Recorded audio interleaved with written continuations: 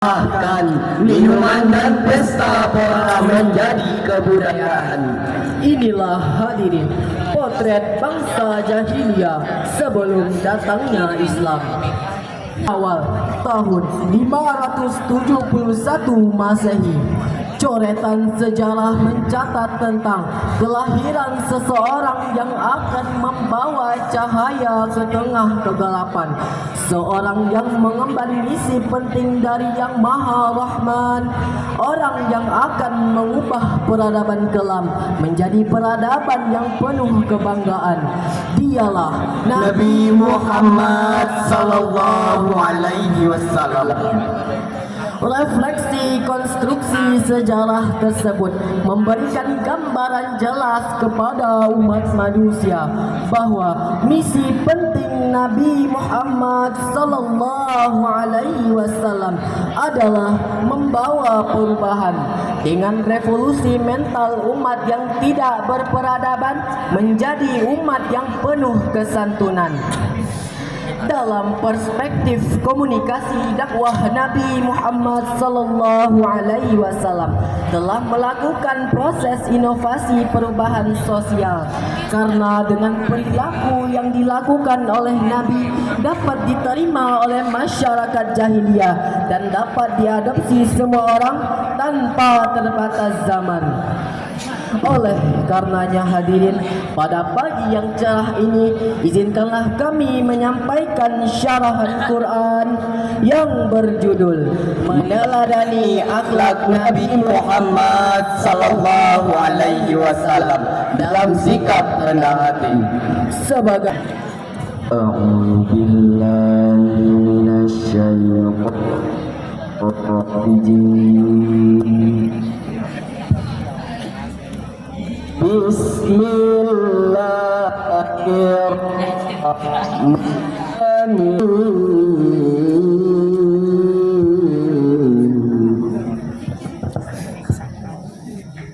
Wa ibadur rahmanil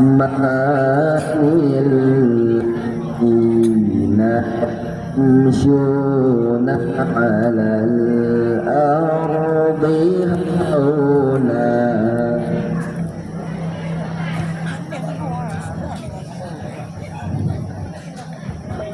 وَإِذَا خَاطَبَهُمُ الْجَاهِلُونَ قَالُوا سَلَامًا. Aku berlindung kepada Allah dari godaan syaitan yang terkutuk dengan menyebut nama Allah yang Maha Pengasih lagi Maha Penyayang. Hamba-hamba Tuhan yang Maha Pengasih adalah orang-orang yang berjalan di atas bumi ini dengan sikap rendah hati. Dan apabila orang jahil menyapa mereka mengucapkan salam. hadirin yang dimuliakan Allah, menurut Syekh Jalaluddin As-Suyuti dan Syekh Jalaluddin Al-Mahali mengenai pernyataan ayat ini bahwa ibadur rahman yang dimaksud adalah hamba-hamba Allah yang baik yang berjalan di atas bumi dengan tenang dan rendah hati. Dan apabila orang-orang jahil menyapa mereka dengan panggilan yang tidak disukai, mereka akan mengucapkan kata-kata yang mengandung keselamatan. Hadirin yang dimuliakan oleh Allah, ayat tersebut menjelaskan kepada umat manusia bahwa hamba Allah yang baik adalah hamba Allah yang selalu rendah hati terhadap sesama manusia, tanpa membedakan strata apalagi harta, Tanpa membedakan tahta apalagi kasta, tanpa membedakan bangsa apalagi bahasa, karena sejatinya di hadapan Allah kita adalah sama. Hadirin yang dimuliakan Allah, Inilah salah satu kunci sukses dakwah Nabi Muhammad sallallahu alaihi wasallam dalam revolusi mental masyarakat jahiliyah. Karena dengan perilaku kerendahan hati yang dilakukan oleh beliau dapat memberikan dampak yang positif. Sebuah hadis riwayat Muslim dari Iyad bin Himar radhiyallahu anhu. Sesungguhnya Allah memberikan wahyu kepadaku, bersikap semua agar orang lain tidak berbangga atas orang lain dan seseorang tidak melakukan penganiayaan terhadap orang lain. Sikap rendah hati berdasarkan sabda Nabi tersebut adalah menjadikan kita terhindar dari dosa, terhindar dari perbuatan aniaya terhadap sesama, sehingga perilaku rendah hatilah yang dapat menjadikan kita lebih dihargai orang lain. Oleh karenanya hadirin, tinggallah sikap sombong, angkuh dan tidak menghargai orang lain. Hadirin yang dimuliakan Allah, seseorang tidak akan meninggalkan sikap rendah hati kecuali kesombongannya menguat. Seseorang tidak akan merasa sombong kecuali keangkuhannya meningkat, dan seseorang tidak akan merasa angkuh kecuali akalnya sudah tidak sehat. Demikianlah yang dikatakan oleh Ahmad Najih dalam bukunya Akhlak Rasulullah. Dalam surah Asy-Syu'ara ayat 215, Allah Subhanahu wa taala berfirman, "Wakhfid janahaka liman ittaba'aka minal mu'minin."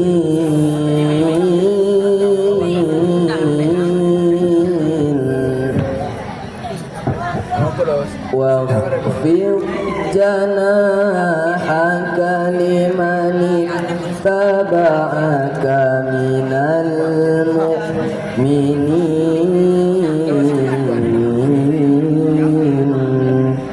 Sadaqallahul azim.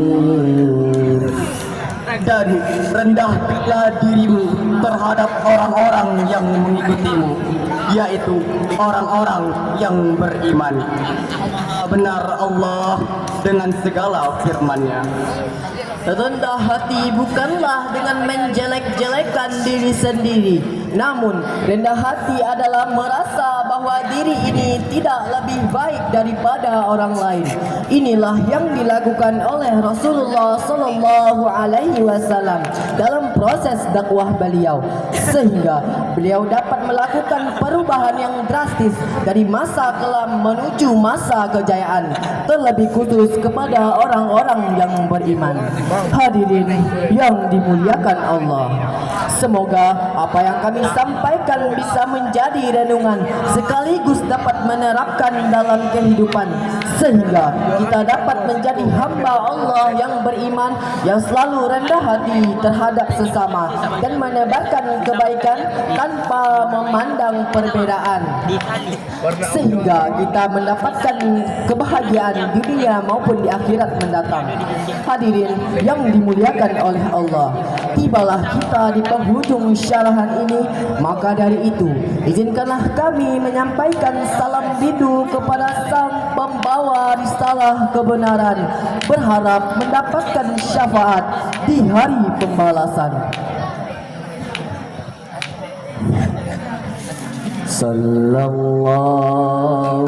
ala Muhammad. Duhai engkau insan Maryam, Sallallahu alaihi wasallam. Sallallahu ala Muhammad. Sallallahu alaihi wasallam. ribuan jutaan Anta syamsun, anta badrun, anta nurun fawqa nuri, anta syamsun, anta badarun anta Engkau mempertaruhkan nyawa, berperang, mempertaruhkan nyawa, bahkan di akhir Engkau masih saja menjadi kami, wahai Nabi Allah. Ya Habibi ya Muhammad ya umatmu yang Mursal menyampaikan salam rindunya, wahai Nabi, ya dengan harapan Habibi ya mendapat syafaatmu di akhirat Muhammad ya Arusal khafiqain ya muayyada ya mumajjad ya imam al-qiblataini. Hadirin yang dimuliakan oleh Allah, demikianlah yang dapat kami sampaikan. Salah dan janggal mohon dimaafkan. Terima kasih atas segala perhatian. Kami tutup dengan sebuah pantun. Pak Taufik menjahit kopiah, kopiah dijahit soldu utuh. Wabillahi taufik wal hidayah. Wassalamualaikum warahmatullahi wabarakatuh.